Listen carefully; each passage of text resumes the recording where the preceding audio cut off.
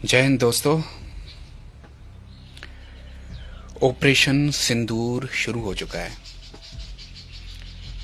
आखिर भारत की जो धैर्य की सीमा थी वो खत्म हो गई और ऑपरेशन शुरू हो गया। मौत का तांडव शुरू हो गया। चीखें, दर्द, धमाके, बस शुरू हो गया। यार कितना मजबूर और मतलब कितना मजबूर किया है ना। हर दिन मतलब पहले पहलगाम किया, उसके बाद जो माता वैष्णो देवी बस यात्रा गई थी उनके ऊपर अटैक किया, फिर कठुआ बिलावर में किया, है ना। अरे आदमियों को चुप रहने दो यार। तुम तरक्की करो ना अपने देश की, तुम क्यों दूसरे के देश में आके शांति भंग कर रहे हो यार। हद होती है किसी चीज की, है ना। आखिरकार मजबूर कर दिया। और क्या डेली मीम्स आ रहे थे ना, अरे पानी बंद कर दिया, आओ तुम्हें चाय पिलाए हैं। कब कर रहे हो अटैक हम पे भारत? इंडिया को यही बोल रहे थे ना पाकिस्तानी, कब कर रहे हो हम पे अटैक? हमने नए कपड़े सिलवा लिए हैं, हमने ये कर दिया। मिल गया चैन। ये शुरुआत है, अब आगे आगे क्या होगा, कब क्या होगा इसे भुगतो। अपनी शांति तुम लोगों ने खुद भंग की है। खैर ये तो हो गई पाकिस्तान के लिए ना, मरो सालो अभी तुम लोग। अब बात आ जाती है मेरे इंडियंस की, मेरे भारतीयों की। मुझे पता है कल से, जब पहले से भी कई बार शेलिंग होती है बॉर्डर एरिया में ना, तो एक बात बड़ी यार थोड़ा तकलीफ दे मेरे को महसूस हो रही थी, इसलिए मैंने ये वीडियो बनाना जो है जरूरी समझा।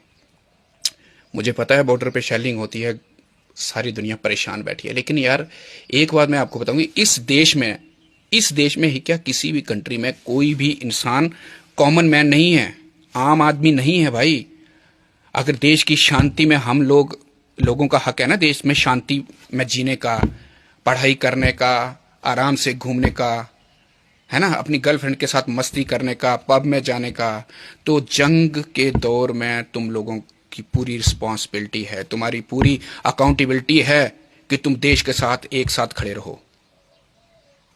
बड़े दुख की बात है कि पुंछ में हुआ जो शेलिंग हुई है, उसमें गुरुद्वारा साहब पे शेलिंग हुई है, जो कीर्तनीय थे वो शहीद हो गए हैं, और हिंदू भाइयों को भी लगी है, मस्जिद में मुस्लिम भाइयों को भी लगी, सबको लगी है यार।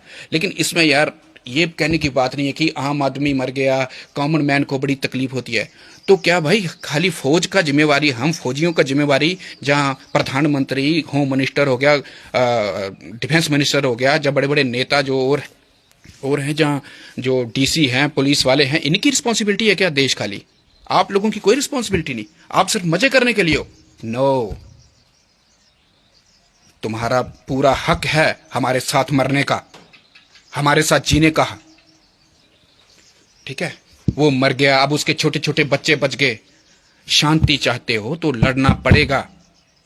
हमारे पूर्वजों ने अंग्रेजों से युद्ध किए हैं, तब जाके ये हमारा भारत आजाद हुआ। उन्होंने अपनी कुर्बानियां दी हैं, तब हम आराम से रह रहे हैं। हम कुर्बानियां देंगे तो हमारी आने वाली नस्ल आराम से रहेगी।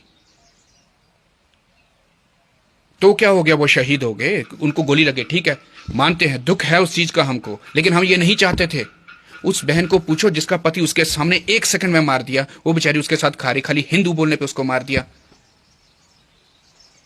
ऐसा देश कोई नहीं चाहता कि बाहर का आदमी आके और हमारे देश में आके वो हमारे बंदों को मार जाए। तो यार बड़ी शर्म की बात है, मर्दानगी रखो थोड़ी। साला फौज को डिमोरलाइज कर रहे हो तुम लोग। हमारे रिस्पॉन्सिबिलिटी नहीं है, तुम लोगों की भी रिस्पॉन्सिबिलिटी उतनी है।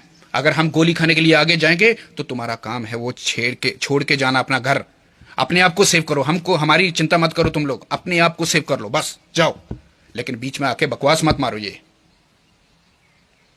कोई जंग नहीं चाहता, हम भी नहीं चाहते, लेकिन अगर वार लग गई है तो हम लड़ेंगे, अपने देश को बचाएंगे। और तुम्हारे जैसे कॉवर्ड के लिए नहीं, उन योद्धाओं के लिए जो हमारे साथ खड़े हैं, जो हमें हिम्मत दे रहे हैं कि आगे बढ़ो, हम हैं तुम्हारे साथ। रो धो रहे हो यार आप लोग इंटरनेट पे आके, उसके बच्चे मर गए जी, हम उसके आवाज सुनते थे, कीर्तन सुनते थे उसका। अरे भाई उनकी इतनी ही लिखी थी, जब भगवान की आ जाती है, गुरबाणी में यही पढ़ते हो ना, जेहा चिरी लिखा तेहा हुकुम कमाए, कल्ले आए नानका सद्दे उठे जाए। और जब उनको हुक्म हो गया तो चले गए वो।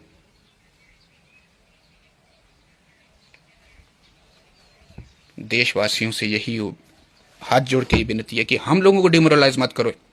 करो यार, फौजी हैं इस देश की रक्षा के लिए। आप लोग खुद को बचा लो, बस आप लोग खुद को बचा लो।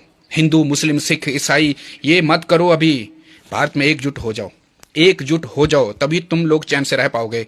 नहीं तो आने वाला समय तुम पे इतना भारी पड़ेगा ना, तुम कभी समझ नहीं पाओगे कि हमारे साथ क्या हो गया।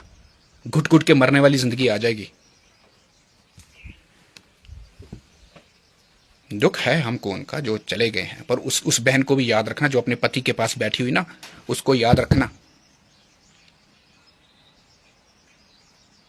उसको अभी हाल ही में हुआ ना वो इंसिडेंट, उसको याद रखो। उस बहन का चेहरा तो याद होगा, बाकी वाले तो भूल जाओ, कोई बात नहीं, पर उस बहन का चेहरा तो सोशल मीडिया में इतना हुआ, उसका चेहरा याद रखो। वो कितना बड़ा नुकसान है आप लोगों को पता है? बहुत बड़ा नुकसान है। जीना चाहते हो तो लड़ना सीखो।